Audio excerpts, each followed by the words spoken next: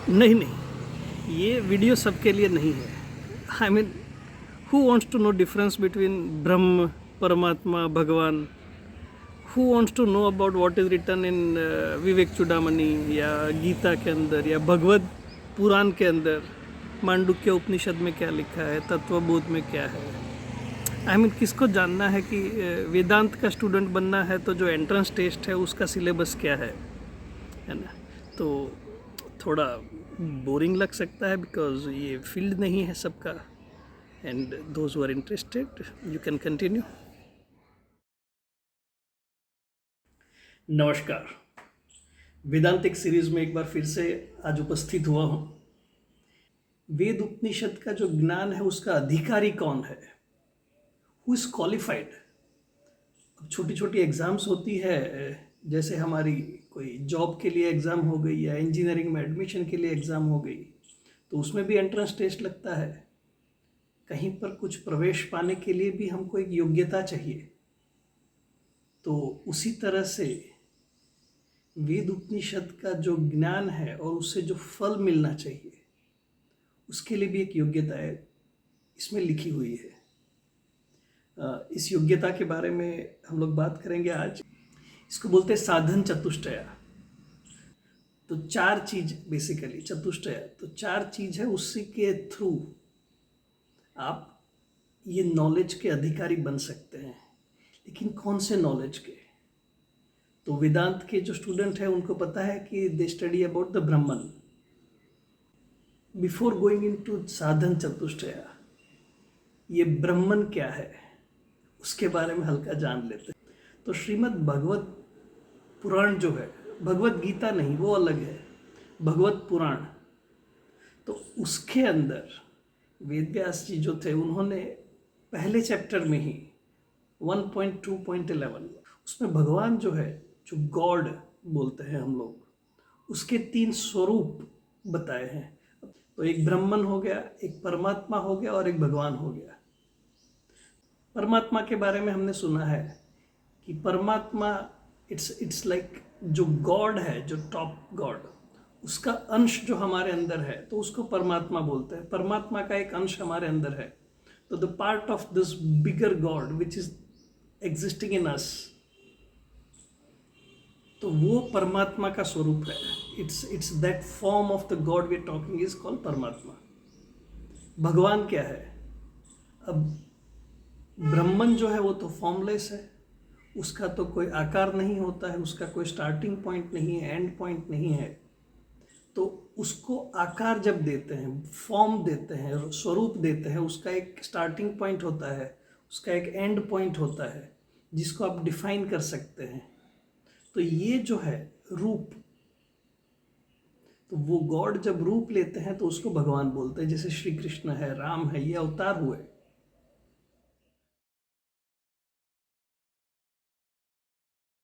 तो ब्रह्मन कौन है?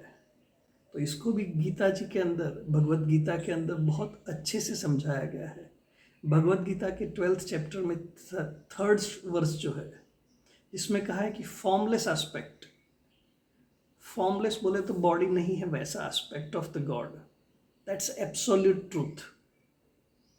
अब वो क्या है उसको समझा ही नहीं सकते हो, तो उसको नेति नेति बोले तो ये भी नहीं, ये भी नहीं, ऐसे समझाया गया है। अविनाशी है, इम्पेरिशेबल, अव्यक्त, अनडिस्क्राइबेबल, आप उसको डिस्क्राइब ही नहीं कर सकते। अनंत रूप, तो वो भी है। सर्वव्यापी, सब जगह पर एग्जिस्टेंट है। अनथिंकेबल, अचिंत्य, तो जिसके बारे में आप सोच नहीं सकते। नित्य है, हमेशा से, पहले, there is no start, there is no end. Immovable है, अचल है। तो ये सारी चीजें वो है ब्रह्मन। तो भगवत पुराण के हिसाब से जो 3 फॉर्म्स है, ब्रह्मन, परमात्मा और भगवान। परमात्मा जिसका अंश हम सबके अंदर है। हम लोग जो भी काम काज करते हैं उसकी नोट्स रखते हैं ना।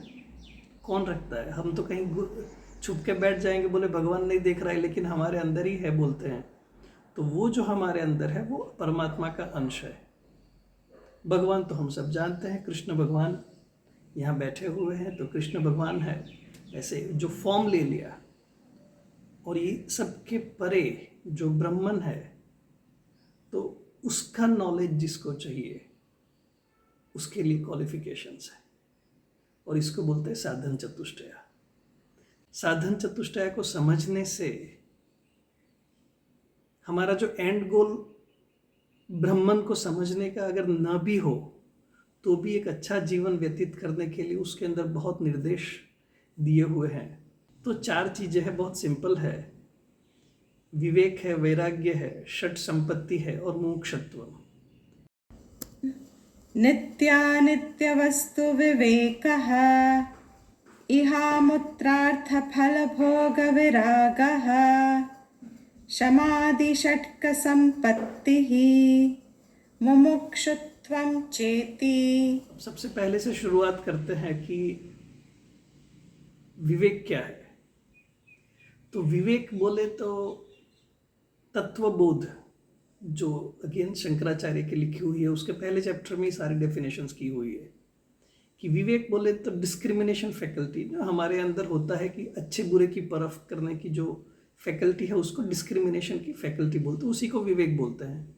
आपको समझ में आता है कि क्या सही है क्या गलत है, तो उसको बोलते हैं विवेक।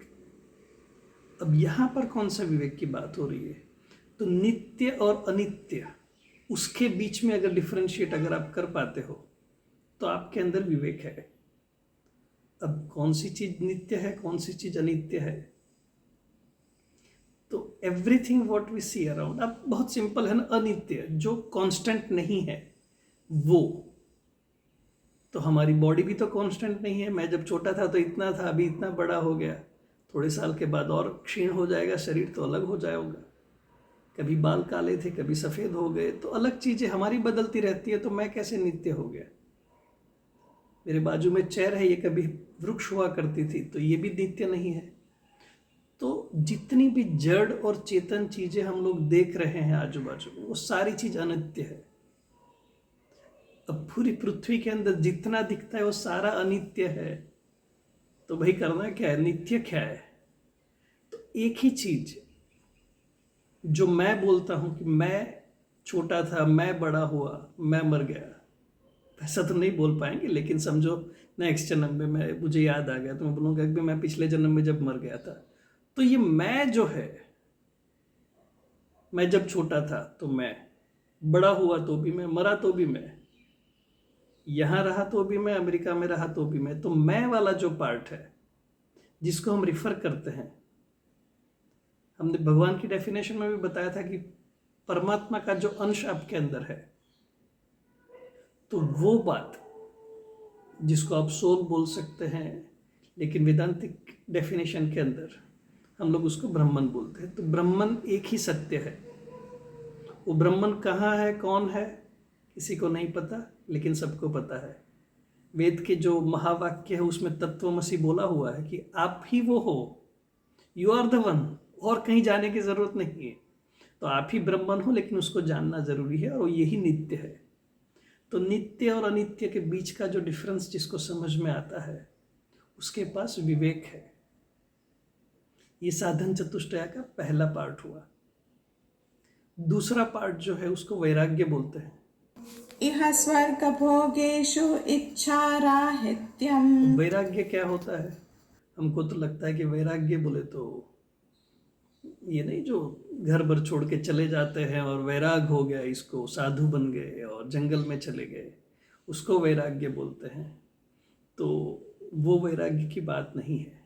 वैराग्य इसको बोलते हैं कि इस संसार में किए हुए सारे कर्म, जो भी कर्म आप करते हो, आप टीचर की नौकरी करते हो, आप डॉक्टर का काम करते हो, आप जेनिटर का काम करते हो, कोई भी कर्म करते हो, कोई अच्छा काम करते हो, तो उसका जो फल है उसको न पाने की आपकी जो इच्छा या उसको नहीं चाहिए, नॉन डिजायरसनेस, उसका फल मुझे नहीं चाहिए, तो कोई भी करिए, कोई भी कर्म है, उसका फल की प्राप्ति न करने की, न इस जन्म में, न अगले जन्म में, न इस लोक में, न दूसरे लोक में, कहीं भी नहीं चाहिए। बहुत लोग होते हैं ना कि यार नहीं, अभी यहाँ पर मुझे पृथ्वी के ऊपर अपने फल नहीं चाहिए, मुझे स्वर्ग दे दीजिए। तो वो भी डेफिनेशन बहुत क्लियर है कि आपको जो आपके कर्म है उसका जो फल प्राप्ति है उसकी ये लोक और दूसरे लोक कहीं पर भी आशा नहीं है। इस जन्म में भी नहीं है, दूसरे जन्म में भी नहीं है। तो इसको वैराग्य बोलते हैं। अब इसके बारे में गीता जी में भी बहुत अच्छे से बताया हुआ है कि आप कर्म किए जाओ, निष्काम कर्म की बात की है। अब निष्काम कर्म को बहुत लोग हम लोग ऐसे भी समझ लेते हैं कि नहीं, कृष्ण भगवान बोलते हैं कि कर्म किए जाओ, फल की आशा मत रख, वो मेरे हाथ में है।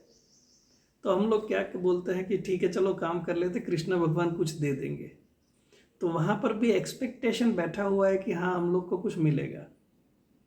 अब कुछ मिलने की आश है तो आपके कर्म के अंदर संचय हो रहा है, वो आपके संचित कर्म बढ़ते रहते हैं, वो अगेन प्रारब्ध हो कि आपको फिर से जन्म लेने पड़ेंगे अगर आपने इस जन्म में नहीं भोगा तो कर्म का सिद्धांत का डिस्कशन कभी और करेंगे। लेकिन होता ये है कि वैराग्य अगर नहीं है और आपको कर्म फल की आशा है तो उसका मतलब आप मोक्ष नहीं पाते।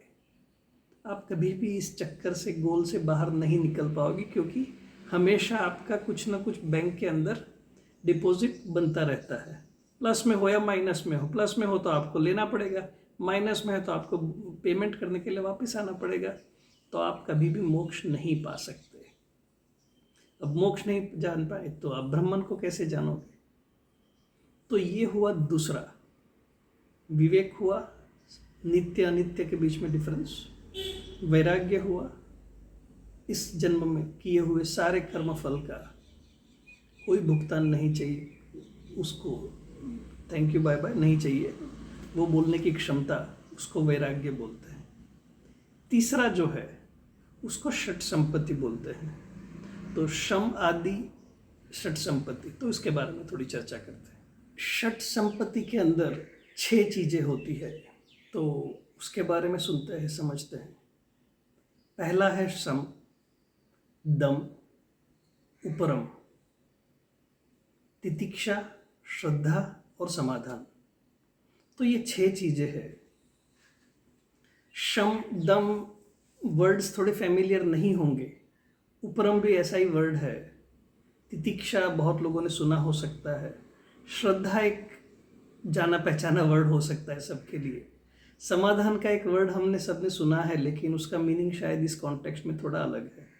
तो आइए इसको समझते हैं। पहले शम क्या है? पीस ऑफ माइंड बोल सकते हैं, लेकिन तत्वबोध के अंदर बहुत अच्छा एक ही वर्ड का डेफिनेशन दिया है, मनोनिग्रह। तो शम किम, तो शम क्या है करके पूछा है। तत्वबोध बहुत अच्छा किताब है बाय द वे। आप किसी को भी वेदांत का स्टार्टिंग करना है तो you should refer Tattvabodh. Tattvabodh is like dictionary. ये क्या है, उसका मीनिंग क्या है, नीचे लिखा है। दूसरा, ये इसका हर एक वर्ड का मीनिंग, इट्स लाइक डिक्शनरी जैसा है, एक वर्ड उसका मीनिंग, वर्ड उसका मीनिंग। तो शम का मीनिंग वहाँ दिया है कि मनोनिग्रह, मन जो है उसके ऊपर कंप्लीट कंट्रोल। बहुत बार होता है कि आपने रिजल्ट एग्ज़ाम दी है और रिज़ल्ट आया है और बहुत बढ़िया रिज़ल्ट आया है, आपने सोचा था 50 के आसपास मार्क्स लाएंगे, आपको 90 निकल गए, तो एकदम एक्साइटमेंट हो जाता है। कभी कोई अच्छी चीज़ को, कभी कहीं जाते रहते हो और एक सिनेमा के बहुत बड़े हीरो है तो उनको देख लिया तो आपके मन में एकदम से इमोशंस बहुत बढ़ जाते हैं। कहीं कुछ ऊंच नीच हो गई, कहीं पर कोई अप्रिय घटना बनती है तो हम इमोशंस एकदम कंट्रोल में नहीं रहते हैं। तो when you don't get overwhelmed by the emotions, जो इमोशंस से हम लोग इसकी जो बहुत बड़ी इम्पैक्ट होती है हम पे, उसको अगर हम लोग कंट्रोल कर पाते हैं तो उसका मतलब आपका माइंड के ऊपर कंट्रोल है। आप रिएक्ट नहीं करते हो सिचुएशंस को, आप उसको रिस्पॉन्ड कर सकते हो। और जब रिस्पॉन्ड करता है तो एकदम सोची समझे तरह से आदमी आराम से बैलेंस वे के अंदर रिस्पॉन्ड कर सकता है कोई भी चीज़ को। सब चीज़ के बारे में सबको पता ही होता है, लेकिन जब रिएक्ट करते हैं तो बहुत चीज़ें जो हमको नहीं करनी चाहिए वो कर लेते हैं। एक विक्टर फ्रैंकल करके जर्मन ऑस्ट्रियन ऑथर थे, उन्होंने बहुत अच्छे से लिखा था कि कोई इवेंट या ट्रिगर और उसका जो रिस्पॉन्स होता है उसके बीच में एक छोटी सी घड़ी होती है, वहाँ अगर आपका कंट्रोल हो गया तो आप जिंदगी की उस पल को जीत लेते हैं। बहुत बार क्या होता है, वो पल को हम गंवा देते हैं, तब जो हम देते हैं उसको रिएक्शन बोलते हैं। जब सोचे बिना हम रिएक्शन देते हैं तो ऑब्वियसली उसको रिएक्शन बोलते हैं। और उस पल को पकड़ लिया, कोई इवेंट हुई, एक जो पॉज है बीच में, उसको हमने पकड़ लिया, समझ लिया, उसके बाद हम रिस्पॉन्ड किया, तो उसको बोलते हैं रिस्पॉन्स। तो शम जो है वहाँ पर स्पिरिचुअल कॉन्टेक्स्ट के अंदर भी बताया गया है कि जिसका मन के ऊपर कंट्रोल नहीं है, तो वह तो ऑब्वियसली स्पिरिचुअल जो आध्यात्मिक जीवन है उसके अंदर आगे अच्छे से नहीं बढ़ पाते हैं। तो आपका मन के ऊपर कंट्रोल होना बहुत ज़रूरी है। तो ये हुआ सबसे पहला, षट संपत्ति के अंदर सबसे पहला पार्ट शम। अब आते हैं दम पे। तो दम क्या होता है? तो सेंसेस, सारे कंट्रोल के ऊपर सेंसेस है कि नहीं है आपका। अब मन तो अलग हो गया, सेंस अलग होते हैं। तो आपकी जितने भी कर्मेंद्रियाँ है, आपकी जितनी ज्ञानेंद्रियाँ है, तो 5 कर्मेंद्रियाँ है आपकी, है ना। तो आँख जो है आपकी, आपके कान है, आपकी जीवा है, स्किन है, तो और नोज़ है। तो इस सारी चीज़ों से जो आप इनपुट्स लेते हैं उसके ऊपर आपका कंट्रोल है क्या। कर्मेंद्रिया जो है, हाथ है, पैर है, तो ये सारी चीज़ें जो है, वायु है, पानी है, पाद है, तो everything basically what we are saying as a 5 कर्मेंद्रिया। तो उसके ऊपर बहुत छोटा एग्जांपल दे कि शाम को खाना बनाना है, आपको बहुत तीव्र इच्छा हुई है कि यहाँ पर हम आज कुछ स्पेशल खाना बनाए, कुछ अलग डिश बनाए, और घर में जो आपके स्पाउस है उनको बनाना है और उनकी तबीयत ठीक नहीं है, तो उस वक्त बहुत छोटी चीज़ बताई, बट वो सेंसेस के ऊपर आपके कंट्रोल है कि नहीं है। आपको अगर मीठा ज़्यादा हो गया तो उसमें आप चिल्ला पड़ते हो कि आपको कंट्रोल है कि नहीं, ठीक है भैया, I think I can manage with this. कभी कम नमक हो गया, कभी ज़्यादा नमक हो गया, कभी किसी ने ज़ोर से बोल दिया, तो how are you responding to that. तो आपके सेंसेस जो है उसके ऊपर कंट्रोल अगर आपके हैं, जनरली ये इसलिए बताया जाता है कि everything in Vedanta is about studying inward. हमारा जीवन आज की डेट में ये हो गया है कि it is driven by the outside what do you call triggers, या जो इनपुट्स है या इम्पेटस है। तो जो भी बाहर से आता है वही हमारा जीवन चलाता है। नहीं, बहुत लोग बताते हैं कि आप सुबह पहला 1 घंटे फ़ोन यूज़ मत कीजिए, रात को सोने से 2 घंटे पहले तक फ़ोन छोड़ दीजिए। क्या कहने का तात्पर्य यही है कि आप सुबह सबसे उठकर पहला मोबाइल ले लेंगे तो बाहर के जो इनपुट्स हैं वो आएंगे और आपके दिमाग पे बैठ जाएंगे और पूरा दिन वो डिक्टेट करेंगे। तो यहाँ पर भी इसी बात को एम्फेसाइज किया गया है कि आपके सेंसेस आपके एक्शंस को ड्राइव करते हैं कि आप अपने सेंसेस को डायरेक्ट करते हो। तो सेंसेस के ऊपर कंट्रोल होना, ये षट संपत्ति का दूसरा पार्ट हो गया। जब मन पे कंट्रोल हो गया, जब सेंसेस पे कंट्रोल हो गया, तो वह जो स्टेट आप अचीव करते हैं उसको उपरम बोलते हैं। उपरम की एक व्याख्या विवेक चूड़ामणि के अंदर अलग से दी हुई है कि which is referred to as a state where you have complete control over your mind and senses. इसको उपरम बोलते हैं। तत्वबोध के अंदर उपरम या उपरति दोनों वर्ड बताए हुए हैं। तो उपरति बताते हैं इन तत्वबोध। वहां पर जो बताया है कि आप अपना जो धर्म है उसको पूरी निष्ठा से करते हैं।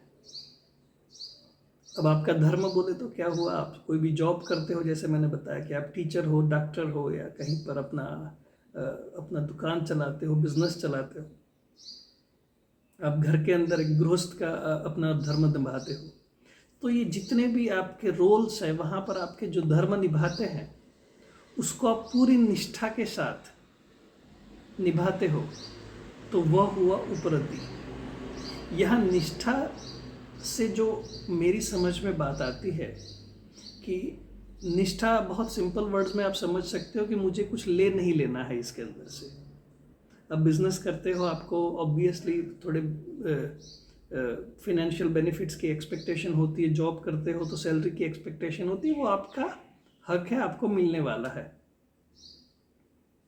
लेकिन कुछ निकाल देना, कुछ दूसरे की चीज़ है उसको भी मैं ले लूँ, ये जो भावना नहीं होती है उसको बोलते हैं निष्ठा। तो आपका कोई भी धर्म करते हो उसमें निष्ठा है अगर पूरे पूरी आपकी, तो वो उपरति बोलते हैं। तो ये हुआ तीसरा आपका षट संपत्ति का भाग। तो शम दम उपरति। अब आता है तितिक्षा। इंग्लिश में इसको फॉरबेरेंस बोलते हैं, या फिर आप सहन शक्ति बोल सकते हो। तो बेसिकली जीवन के अंदर बहुत इवेंट्स ऐसी होती है कि जहाँ सारा कंट्रोल तो होता नहीं है हमारा। तो इवेंट्स अच्छी बुरी कुछ भी हो सकती है, उसको सहन करने की जो शक्ति है उसको तितिक्षा बोलते हैं। और यहाँ पर facing in good and bad event with the same response level, या ग्रेस बोल सकते हो। तो उसी ग्रेस के साथ आप इंसल्ट को एक्सेप्ट करते हो, अप्रिशिएशन को एक्सेप्ट करते हो, पेन को एक्सेप्ट करते हो, प्लेजर को एक्सेप्ट करते हो। आप अच्छी चीज़ें, बुरी चीज़ें, खुश खबर आई है, दुख की खबर आई है, तो ये सबको आप सेम ग्रेस के साथ एक्सेप्ट जब करते हो, तो ये तितिक्षा है। ये गुण इसलिए बताते हैं, again we need to understand why this is put as one of the 6 items. The moment you get swayed, एक तरफ चले जाते हो, ऑटोमेटिकली आपने अपने मन से कंट्रोल खो दिया है।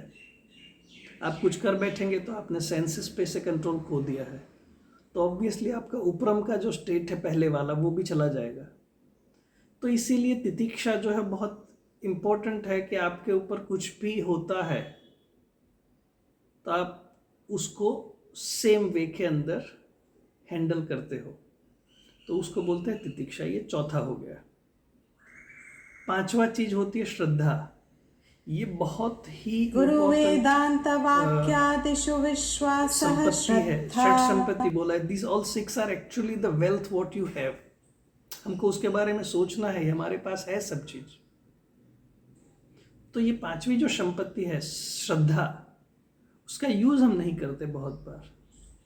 श्रद्धा क्या होता है? तो डेफिनेशन के हिसाब से वेद की जो किताब है, पुस्तकें हैं, वेद के अंदर जो लिखा हुआ है उसके अंदर आपकी पूरी श्रद्धा होना, आपके गुरु के वाक्य के अंदर आपका संपूर्ण श्रद्धा होना, उसको बोलते हैं ये श्रद्धा वाला पार्ट, 5th पार्ट। श्रद्धा नहीं होने से क्या होता है? बहुत सिंपल एक एग्जाम्पल हुआ था कुछ दिन पहले। मुझे एक स्कूल के अंदर बच्चों के साथ एक शिविर का आयोजन का मौका मिला था, और वहाँ पर मैंने कर्म योग के बारे में बताया था। अब ये 9, 10, 11 भाई 12वीं कक्षा के बच्चे थे और 2-3 दिन से मेरे साथ थे, तो उनको मुझे लगता है कि विश्वास हो गया था, श्रद्धा थी मेरे पे अच्छी। और जब हमने कर्म योग का सेशन लिया तो इतनी जिज्ञासापूर्वक उन्होंने सुना। उनके जितने भी प्रश्न थे वो बहुत ही क्यूरियोसिटी से पूछे। बहुत लोग क्वेश्चन पूछते हैं to prove the guy wrong, ये अगले को गलत साबित करने के लिए नहीं, लेकिन अपने अंदर जो उठी शंकाएं है उसका समाधान करने के लिए आपने प्रश्न पूछे। तो वो जो श्रद्धा जब होती है गुरु के अंदर कि जो गुरु कहते हैं वो सही है, तो आपकी ग्रहण शक्ति जो होती है बहुत ऊपर हो जाती है।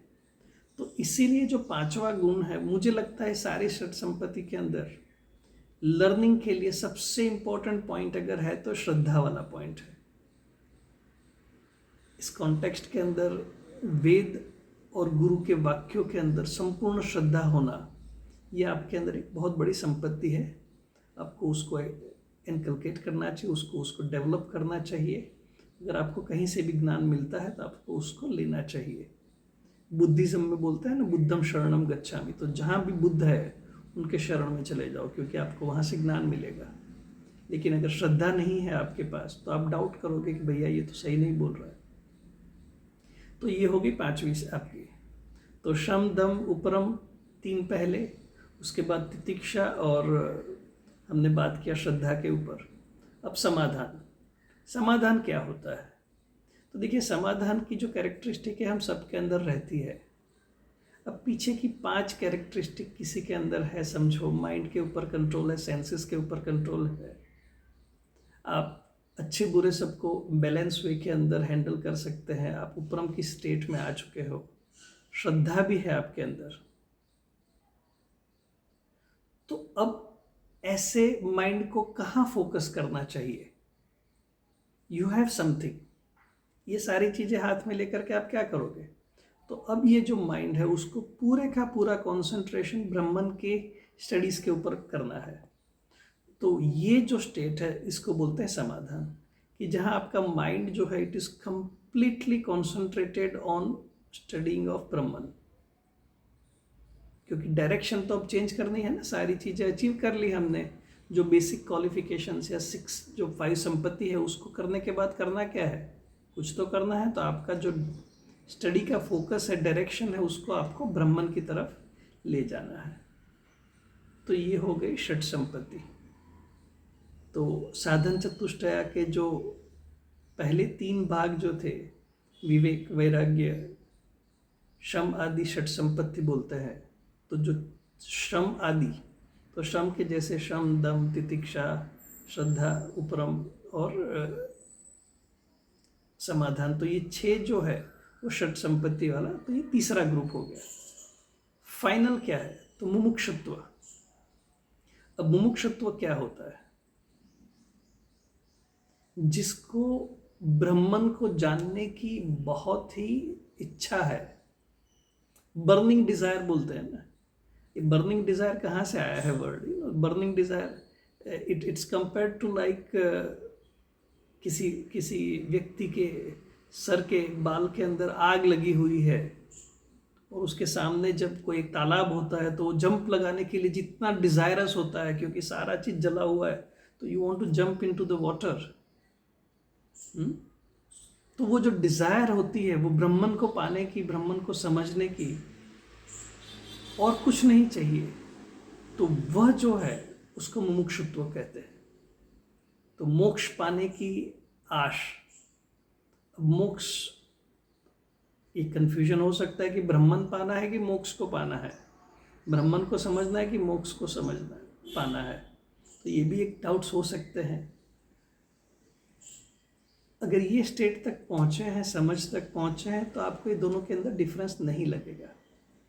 ब्रह्मन को समझना वह मोक्ष पाने के बराबर है। मोक्ष के लिए आपको दूसरा जन्म या बॉडी से बाहर निकल के ऊपर से सब चीज़ देखना, ये सब नहीं है।